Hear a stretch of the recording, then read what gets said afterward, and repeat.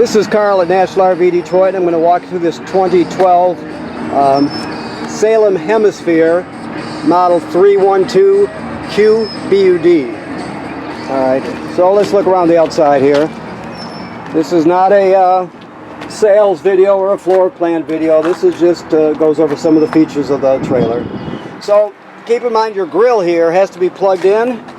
So let's see if we can find where the plug is. Let's see. Well, I guess I have to get down lower. They're usually hanging down so you can see them, but not always. Okay, so here it is right here. You can see that it's right by the stabilizer. Okay, so there's a. Let me get back up here. There's a an LP line that you have to connect. It's got a quick connect fitting on it, so you connect it to your grill and then to that fitting that I just showed you under the trailer. Okay. The refrigerator is just it's a dorm refrigerator, but it works on 110 AC. So as soon as you plug in the trailer, it turns on. And of course, you have plumbing here. Okay. You've got a power awning, outside speakers. This is your fresh water connection, so the if you want to fill your portable water tank or your fresh water tank, you just fill it right here. The most common way is to use the city water hookup, which I'll show you. But if you don't have city water, you can fill your tank right here and then use the onboard pump to pump the water. Okay, this is your water heater. It works on gas and electric, so you have to know that this switch right down here is it's off right now, and basically it controls the electric heating element that's behind this cover here. So when you want to use the electric heating element, you got to turn that switch on. Never run it without water in it or it'll burn it up. And there's your drain right there. It takes an 1/16" 6-point socket, but that's how you drain the tank. The other switches are inside.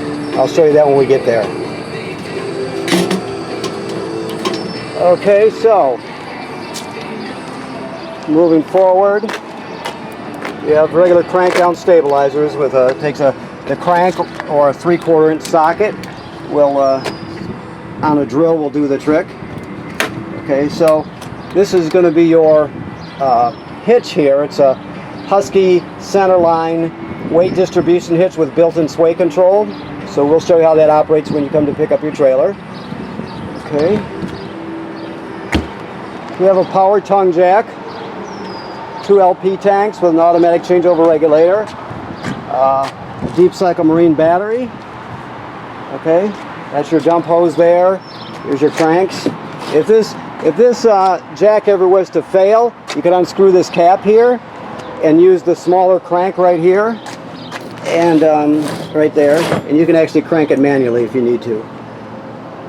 This is just an adapter to adapt you from 30 amps down to 15/20. Okay. You have a slide topper on your slide room. Now, just so you know, this slide room is called a Schwintek. Just so you know what it is, it's called a Schwintek. Both slides are. It's owned by Lippert, but most people still refer to it as a Schwintek slide. It's got 2 motors on each slide. They synchronize and pull it in and out. Okay.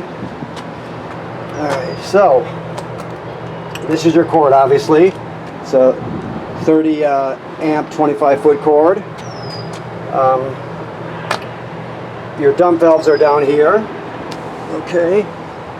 And there's your levers down there. Okay. You see the black and the gray tank gate valve lever or gate valve pulls. So you always want to dump the black first and then use the gray. The black is toilet water and waste. The gray is sink and shower water, so it's a little bit cleaner water than the black. So you want to dump the black first, then use the gray to kind of flush it out. Then there's a black tank flush right here, so you can hook your hose right up to here. I'm going to put a new one of these on there for you. That's ridiculous. It is a used trailer, but you should be able to pull that out. Okay, well, I'll take care of that anyway. So you can put the hose of the dump station on their black tank flush, leave the black tank valve open and turn on the water, and it'll spray out the inside of your black tank and help you clean it out really well. This is the city water hookup right here. I showed you how to fill your fresh water tank on the other side. This is the most common way to get water right here. That's just a shower. Okay? Let me see. So you have a ladder, so you want to go up on the roof every, manufacturers say every 90 days, so you want to go up there regularly or have somebody go up there and just check the seals, make sure there's no leaking, no separation. Make sure that the vent covers don't have any cracks from low branches, that sort of thing. Just give it a good look over. Okay. Let me shut the radio off here. Somebody's left it going. All I have to do is find the button and I'll be all set. Right there. Okay. All right. So, let's see what we got here. Okay, so this, obviously you can hang a TV here. You got a basic radio. It plays DVDs and CDs. And it's an AM/FM radio. All right. This down here, this device is your LP gas detector. Okay, it should always be green like that. The stove looks like it's hardly ever been used, and the oven probably has not been used by the looks of it. So, you're just going to basically light this with a lighter. You'll turn it on light and then spark it and you're all set. The oven, you're going to go to pilot and you're going to depress it like this and keep it depressed. Then you're going to use a grill lighter and light the pilot light, which is on the bottom all the way to the back. Just light it, and after the pilot light lights, you still hold it in for another 10 seconds or so to heat it up. Then you go to whatever operating temperature you want. And if you, when you shut it off, keep in mind that the flame goes out obviously, but so does the pilot light. So you have to relight the pilot light each time you use the oven. This is a range hood vent and light. Microwave works like any other microwave, of course. This is your control panel here. Your water heater, you can light it on gas right there. Your water pump that I told you about, you can use it right there. And then you can check all the levels, battery, fresh water, so on and so forth, okay?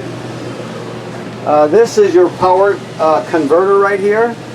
It converts 110 AC to 12 volt DC. So you got your 110 AC side right here with circuit breakers like you'd see at home. And they're all labeled there. Then the power is converted to 12 volt DC over here. You got 12 volt fuses and they're all labeled. And also keep in mind that when you're plugged in, it'll also keep your battery charged. So it's a battery tender, okay? Your refrigerator is a gas absorption refrigerator. All right. First of all, the thing to know is right here. See, I don't even have it hooked up, or not hooked up, but it's not in the mount correctly. Let me get it up here. Let me look underneath here.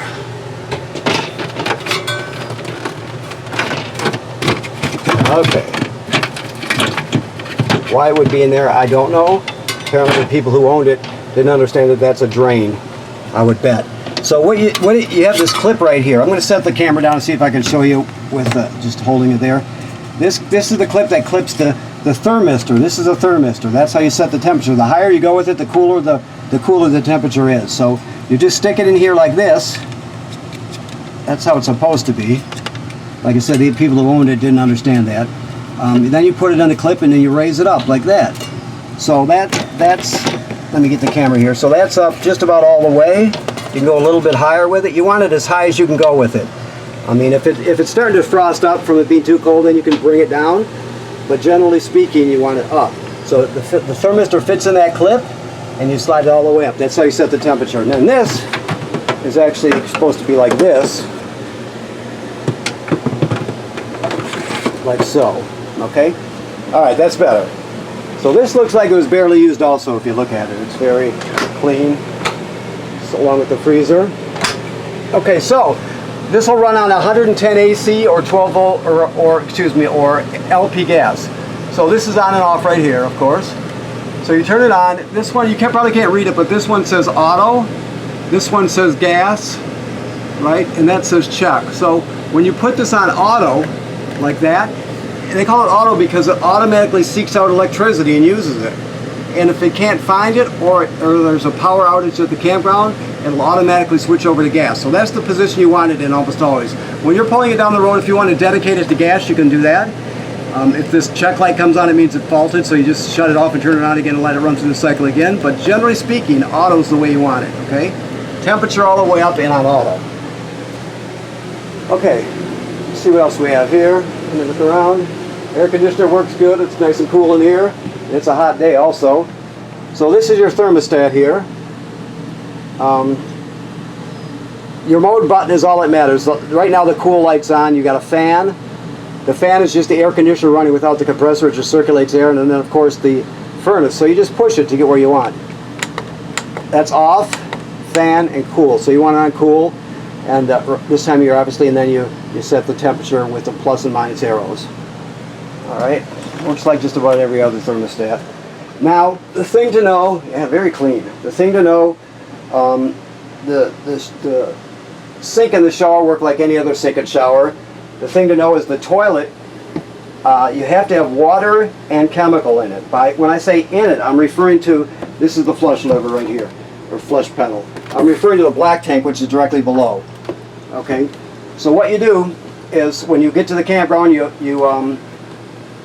hook up your power and your water, then you come inside and with your toilet chemical, you dump 1 dose of toilet chemical in the bowl, then you step on this and let water swirl into the black tank. You want to put at least a gallon in there.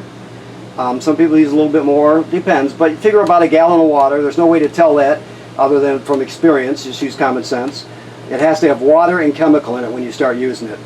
Otherwise the smell will be overwhelming, and it can also get clogged up. So always put chemical and water in it before you start using it. So if you were to, let's say your black tank was full, but you're still going to stay in the campground for another week, you would dump your black tank, and then you come back in here and repeat the same procedure. Chemical and about a gallon of water. Okay? Alrighty. And also always run your fan. There's a fan up there. Always run that with the shower to pull the humidity out of the trailer, the moisture out. Okay, these are your slide switch here. Okay. So you've got a couch. That jackknife's flat, and this is a bunk that folds down. So you got 2 bunks on this side, and then 1 on this side. So right now it's set up just for obviously for sitting around. So 3 people could sit there, of course, and you can put a TV over here, whatever you want to do. You can hook it up so you've got whatever configuration your kids want. So okay, this is an emergency window. Keep in mind you just do the red levers and then swing it open. It's got a hinge at the top, so you can escape during an emergency from there if you need to. All right. Okay, I'm just looking as I go to make sure I didn't forget anything. Now this table will fold down, and then you can fill in the space with the cushions and turn this into a bed. Let me look for the switch here so I can show you where it's at. Right here, this yellow plastic thing here, you'll swing it when you're looking at it, you'll swing it to the right. It'll unlatch, and then it's hinged right here so you can fold it down. Okay. This, let me see what this is. It's a yeah, it's a couch that you can turn into a bed if you need to. So there's another bed. And then of course you have your main bedroom here. That's a carbon monoxide detector. There's also a smoke detector up here. Both those, make sure they're always working.